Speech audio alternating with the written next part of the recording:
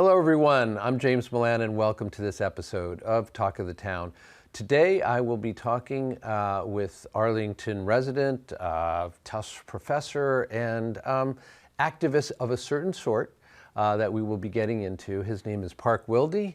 Park is, as I mentioned already, affiliated with Tufts University and his professorship, and affiliated with the first part of our conversation with the Calvary Church. We want to talk about a faith resolution that was recently kind of took the form of a letter to the governor related to climate change, or I should say climate issues and concerns. And we want to talk to Park about his personal kind of journey to this point in this field, and also what is going on with the various groups he's affiliated with, because I mentioned two, but there are more to come. So first of all, my introductions are always lengthy. I apologize for that, but thanks for being here. It's great to be here, James. Yeah, I really appreciate it. So on Talk of the Town, I had warned you before we went on air, we do like to start with just kind of a personal story of folks. So we know that you are affiliated with Calvary Church. We're going to talk about your work with the local affiliate of Extinction Rebellion as well. But let me just ask you, climate concerns, let's just call it that for the moment, are clearly deeply embedded in you and your life. I know that from actually the fact that we know each other. Yeah. So just kind of in your own words, however long you want to take, tell us about, where did that start and how has it developed? Yeah, well, as you know, in the United States, since about the 1980s, people have been very aware that we have a big problem with the emissions of greenhouse gases that pollute the environment, cause global warming. And I think that people think of that as a technical or a political issue, maybe an industry planning issue, but it starts to sink in as we get later in this process that it's related to all aspects of our lives. It's related to our work, in the jobs that we do. It's related to our schools. It's related to our community, and it's even related to our churches and our faith communities. Mm-hmm. And so, as a member of a faith community, in this case, tell us about the resolution that I had just mentioned. That again, you sent a letter to the governor. I know that this was not, you haven't gotten the full church's endorsement of this, although you're confident that that's how it would go. A subcommittee at the church went ahead and initiated that. Just walk us through that, please. You can imagine the conversation. I sit on the Missions and Social Action Committee of Calvary Church United Methodist in East Arlington, the one with the big belfry, and we do a lot of our work as a committee, doing things like charitable support for local organizations, but we're also looking a little upstream at what are the causes of the types of hardship that our charitable work is trying to address, and that brings us to bigger issues like climate change. So we had a conversation about, is this too political, or is this the sort of thing that we can take interest in? And we got invited by the group that was organizing opposition to the expansion of private jet infrastructure at Hanscom Airfield. The private jet airfield used to have a strong Air Force connection in Bedford, Massachusetts. And they were organizing local faith communities to write letters to the governor. And so we were the first of the churches other than Unitarian churches to write one of these letters. So we wrote a letter to Governor Healy, sort of describing the reason why, as part of Massachusetts climate goals, you sort of needed to be addressing these transportation issues, and how it was really the wrong time to be expanding private jet infrastructure. And just encouraging her not to support the proposed expansion. So what does it mean to make a faith resolution, and what does it mean in terms of what does it have to do with the church, and is this really part of a social justice component of church doctrine and behavior? I don't know. I'll stop asking the question and let you answer. Yeah, because over the years, churches have wrestled with what types of social engagement are too political to be appropriate for a faith community, and what types of social engagement are the sort of thing that we're called to do by the traditions that we follow. And this isn't just a climate thing, like this has been for generations and centuries. This is something that people of faith have been thinking about.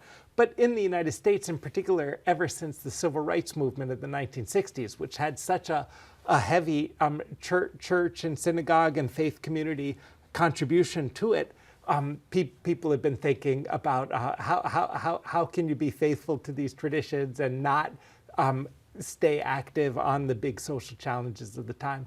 And this issue of climate reminds me a lot of those challenges of the civil rights movement from the 1960s, because it's that type of big moral issue that it's not written in our scripture. You know, the scripture does not have a lot about airplanes in it, but it has a lot about how do you live with less vanity, how do you live in a way that's fair to the people who have least. And so those are the types of things that motivate our connection on a topic like climate change. And you have already mentioned that your church is the first Methodist church to kind of sign on in the same way as a number of Unitarian Universalist churches have. I do tend to think of UU churches as bastions of kind of social justice warriors, et cetera. Is that also part of the Methodist faith, or the particular, or Calvary churches version, if I like, I don't even know if that's a good way to put it, of that faith? Yeah. So the Methodist tradition has always had a strong sense of social engagement ever since the 18th century, when this sort of grew out of an Anglican or Episcopalian tradition. But it also, the Methodist Church nationally in the United States is politically mixed. It's not all liberal. It's a mainline Protestant tradition, but it's got a very diverse political constituency in the pews. And so, no, this requires some reflection. It's not just like a typical Methodist thing to do. Okay. And so let's move on to the content of the resolution itself. And you've already mentioned that it is an attempt to get reconsideration, perhaps, or to at least critique this idea that expansion of jet capability, of the ability for jet flights to and from Hanscom, I assume, right? Right. That it is that you are opposing. Put that in the context of the fight for climate protection here in Massachusetts, because I know it's related to the efforts going back to 2020 and going forward from there. Right. The private jets are not the biggest ticket item in the inventory of what are all our sources of greenhouse gas pollution that contribute to climate change. But in some ways, it's one of the worst. It's just because the private jets are such a narrow slice of the plutocratic elite that flies in private jets, while most people get transportation in mass market airlines, and then beyond that in buses and trains, and then cars.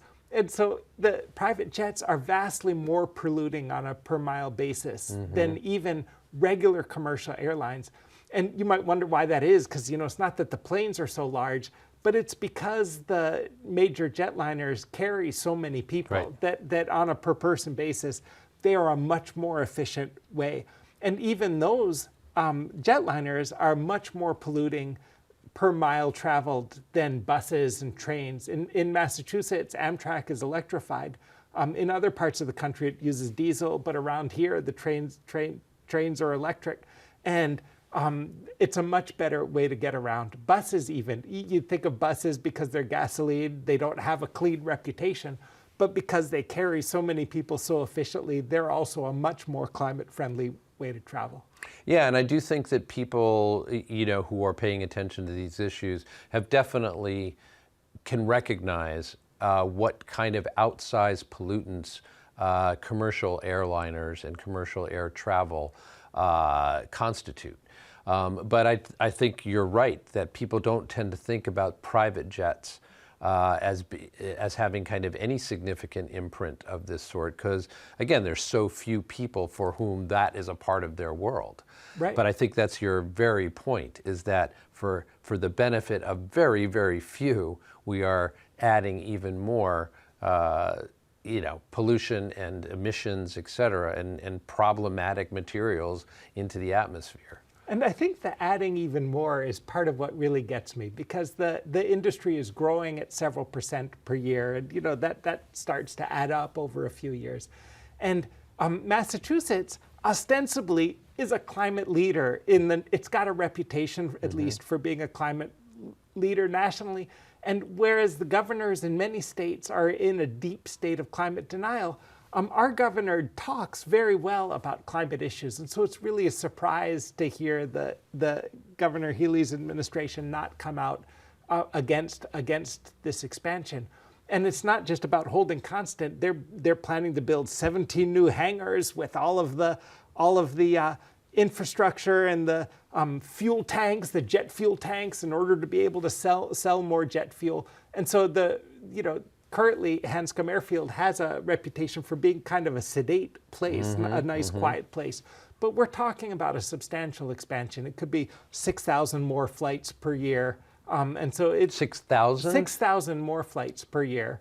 And so that is hard to fathom. You're right. talking. Let me do some quick like calculation. 20, You're talking 20, about 30 20 more. per day. Yeah. Wow.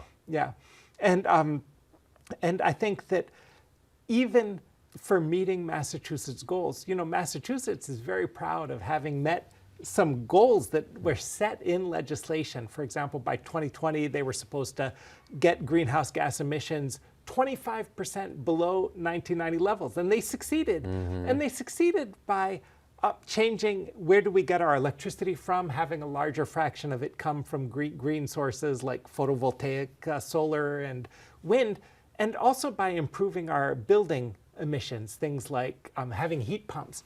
And in order to meet our next goals, like for 2030, you really have to move beyond just those two sectors. It's impossible to be the state that Massachusetts wants to be unless we start also to tackle transportation. And so this is in the setting that they may expand infrastructure for the very, very richest people to have the very most polluting source of transportation. And I really hope somebody steps up and says this isn't consistent with our values. Yeah, and not to mention that it also echoes the trend that we all find so worrisome on the national level of, resources and benefits accruing to very, very few and the suffering to very, very many. But we'll leave that aside for the moment. You did mention that a lot of the success in meeting the goals that were set for 2020 came from kind of building efficiency. Was that the low-hanging fruit in a sense? Because it seems to me that tackling transportation, I don't know enough about it, you do, but it seems to me tackling transportation is going to be a much heavier lift. It is. It's harder, but it's not impossible. The recipe for a healthy climate transition is really kind of upbeat in a way. The scientists recommend that we electrify everything that can be electrified, like electric cars instead of gas polluting cars, and that we green the electric grid so that the source of that electricity is from greener sources. But it's hard to do for aviation. I know people will think I must be a technophobe or something, but I'm really not. I love new and advanced technologies, but it's not really possible to have airplanes be electric because the batteries are too heavy relative to how much power they provide. Jet fuel is remarkably light. It's a remarkably light way to carry an enormous amount of energy power to push the airplanes forward and to hold them in the air. And it's not possible to do large planes with electric batteries. And so then that puts us on the spot. And at the same time, you might think that's like depressing. I've been thinking for years about, can we actually choose alternatives to flying? And it's not about zero flying for everybody. As you know, in my career, I've been doing a very low flying experiment. But it's about It's about, when possible, thinking through alternatives. And my impression is that it's way more feasible in the areas of work and in the areas of enjoying life that are important to us than you might think to change how much we fly. And so in that setting, I feel like the airport infrastructure that we have is probably enough. You know, you just mentioned that in your opinion or whatever, you find it much more feasible. I think you undersold yourself, because you're living a life that way. And as you just reminded us, you are a research professor. You can't do all of what you need to do from the confines of your home or from, the immediate vicinity. How have you managed, because I know you've been doing this for a while, and then actually I know, and we'll just let the audience know, you're a member of a family of 4, all of whom are practicing what they preach, and your children from an early age. So talk to us a little bit about that, especially how can you do your job well without traveling on planes? Well, this is something I've had to give a lot of thought to, James. About 12 years ago, a colleague who teaches at Vassar College in New York and I started an organization just trying to get universities to set goals and measure progress for reducing how much flying we have to do as part of our academic life. And we thought this was a pretty reasonable, pretty simple thing to do. And we weren't really successful. And so over the years, I've gotten stubborn. The experiment has turned into a lifestyle change as I just try to see, am I going to get fired? Is my career going to tank or stagnate? And by trying to do what I do without flying the way most academic professionals do, I've learned a lot about ways of communicating and building rapport with people in internet communication. And I've also learned everything that you could possibly want to know about how to make long distance overland travel more comfortable. So for example, I can't go give a guest lecture in Europe, but I can go give one in Mexico City. And so each of these things you would think, oh, that's too burdensome, that's just zany. But in fact, I've ended up kind of enjoying each of these lessons learned and have gotten something out of it. I should say that doesn't mean I'm pushing it on anybody else, not on you, not on my academic colleagues. 0 is not the right number for everybody. But just as you think about it as an experiment, my testimony is that it's more feasible than you might think. Well, let me actually ask you, a very specific, very clear, very concrete question. How long has it been since, that you have been not flying, and what does not flying mean? Have you not been on an airplane, period, for some length of time? It's true. I feel like people are going to think I'm an eccentric, but it's since 2014 in my case. The last time I flew was in 2014.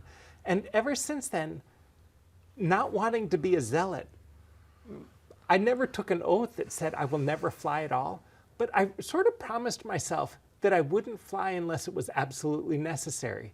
And it was a shock. I would be as surprised as anybody else that it turned out not to have really been necessary. Yeah. Well, somehow you have managed, again, to make that into a real thing, not a theoretical thing. Not just you. I mentioned that you have a family of 4, including 2 children in their 20s now.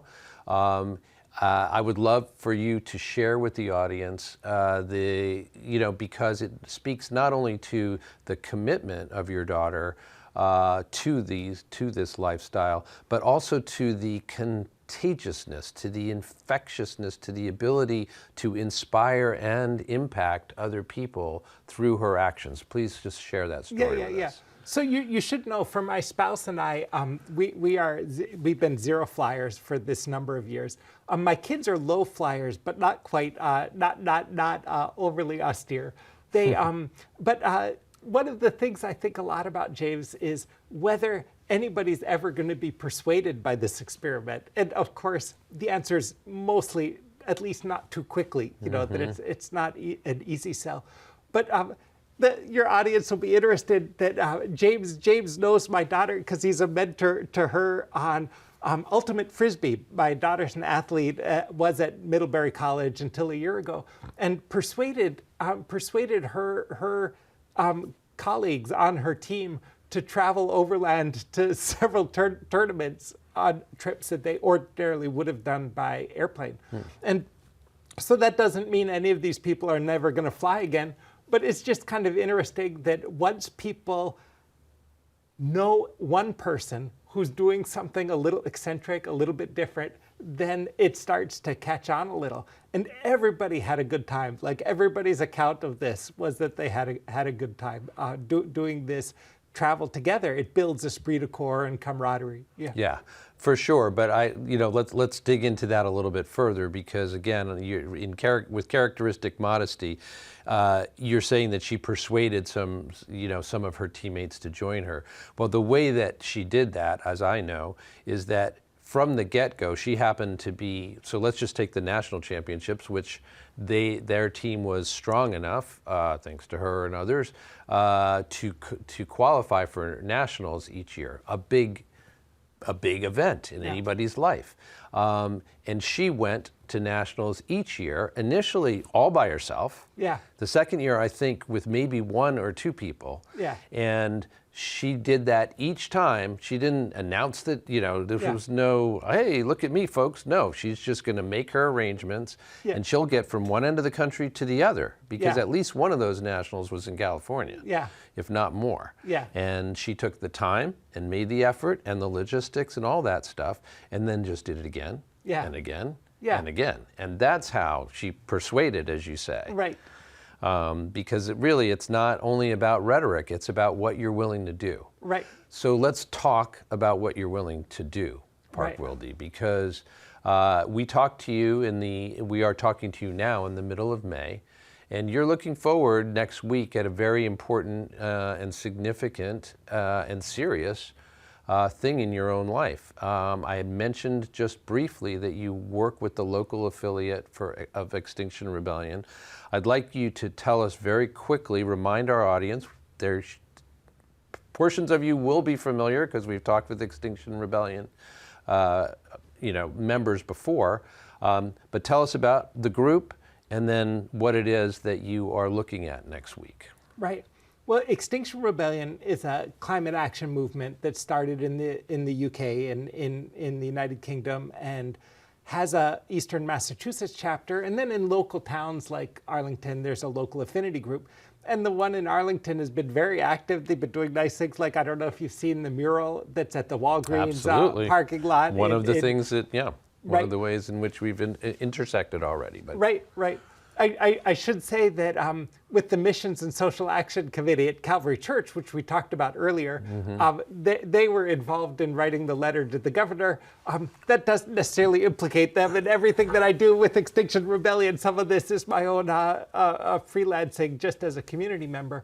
But I feel like the local organization has a nice sort of theatrical sense of communicating a vision for a world that has much less greenhouse gas use, but is still reasonably enjoyable. It's got a strong sense of kind of public quality, and it's not austere or like a bad lifestyle. Right. And in April 2024, really about 21 of us were arrested at Hanscom Airfield protesting this expansion. We were there with signs, exercising our rights as citizens to speak up against something. We had signs saying in very tart language how bad we thought this expansion was, and we got arrested for this. We're now facing charges of trespassing and disorderly conduct,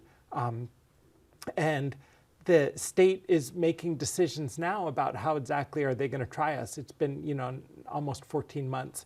Later, my own trial was scheduled for the 27th, just a few days from now, but now the state has asked for a postponement because they had broken us up into separate trials, which I think was going to be very burdensome, very onerous in terms of cost for the prosecution. It's not even just the burden on us, but it's the burden on the resources from their end. Yeah, that's right, and the juries. Each of these is jury trials. So now I think better heads have prevailed, and there's a conversation going about maybe having it be a joint kind of trial again, which would require some rescheduling.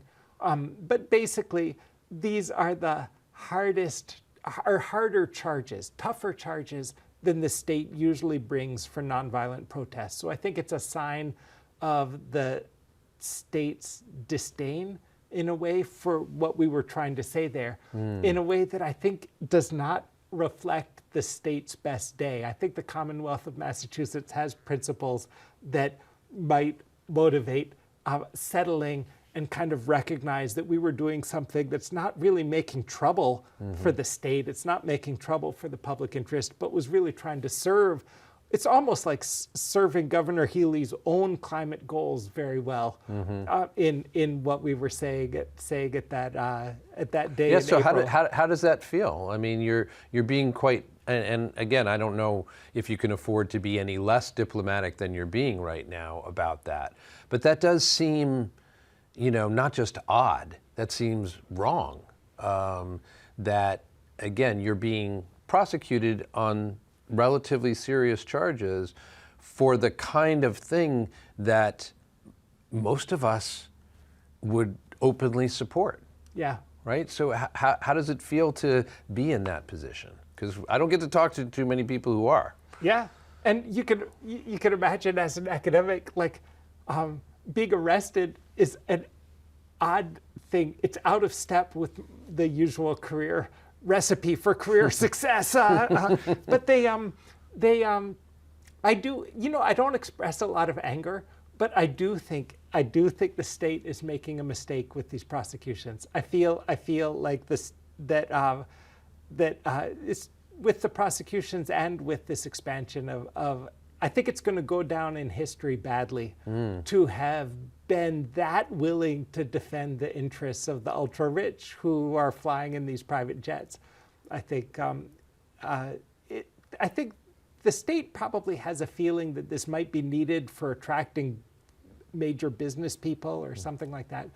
But I'm just not persuaded. I think our transportation infrastructure that has alternatives to private jets is so good in Massachusetts that I think for business success we don't need these private jets. Right. The governor, the mayor, people often cite the importance of Boston's continuing dominance as a technological and the economic importance, I should say, for us as an educational and technological leader, et cetera. However, we seem to have done just fine flying people in and out of Logan for those purposes for a long time now.